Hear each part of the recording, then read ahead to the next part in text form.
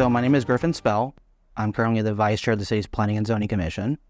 I've been on the commission for 4.5 years. Before that, I was on the city's Historic Preservation Commission for 5 years. The last 2 of those were as chair. I was also on the Hays County Historical Commission, the San Marcos Neighborhood Commission, and I was one of the people that helped found KZSM Community Radio, which broadcasts from downtown San Marcos. I was the station's first station manager. And so I'm running to bring my experience as a community leader, but also experience at City Hall, and bring that to the council dais this year.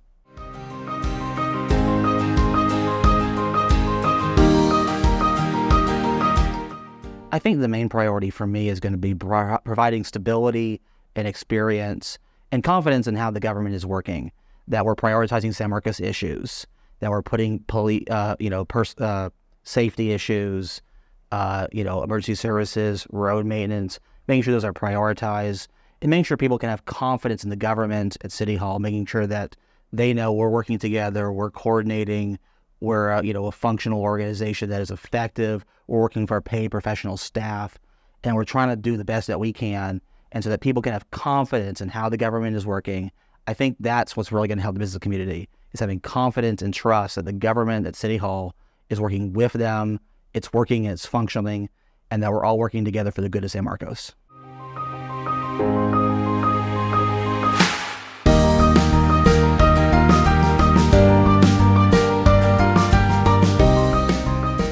So I'm a Texas State alumni. My main concern is, what does the university need in the future? What are their plans for the future? So back in December, they purchased 2 apartment complexes. They were near the university. They're already more or less student housing, so they really didn't increase the supply of student housing. But what happened was, when the university buys it, because it's a state university, it comes off the tax rolls. And so they no longer pay taxes, but they still use services. They still use emergency services. They still use roads. And so it's kind of a burden on us. How do we still provide the services without the tax revenue for it? And so I really want to work with the university to make sure that they're not planning on doing that again. They're not planning on buying property. If they need property and need something, we're trying to accommodate that in other ways, or at least we're having a dialogue with them for try to meet their needs and try to make sure that we can work together. But that requires them to want to work with us also. I think that's important to say.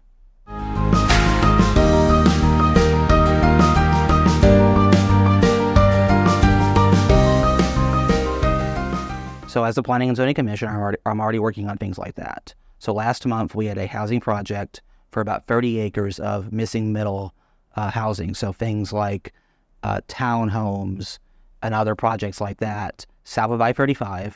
And we also have about 10 acres of commercial development that's going to go with that property.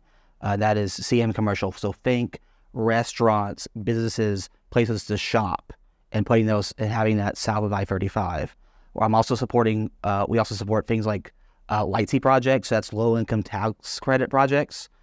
And so a lot of those are going to come down the pipeline. And one of the priorities has been to make sure that those are a mixture of income levels, a mixture of housing types.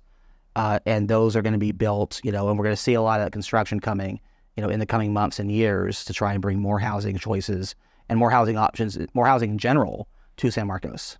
In the next 15.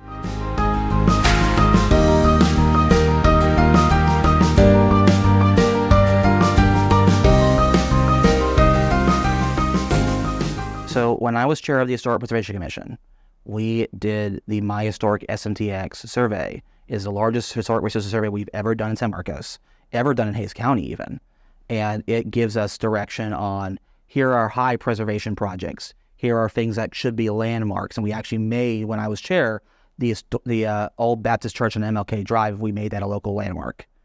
And so we have an idea of kind of how to preserve, but also what needs the most priority for preservation. And so it's always a balancing act with historic preservation versus density and housing. It's just how do we manage it? We manage it case by case sometimes. And as a Planning and Zoning Commissioner, I've tried to strike the balance between supporting historic preservation and also respecting property owners and trying to give people options for how to have more housing and how to bring housing without damaging the history and heritage of San Marcos.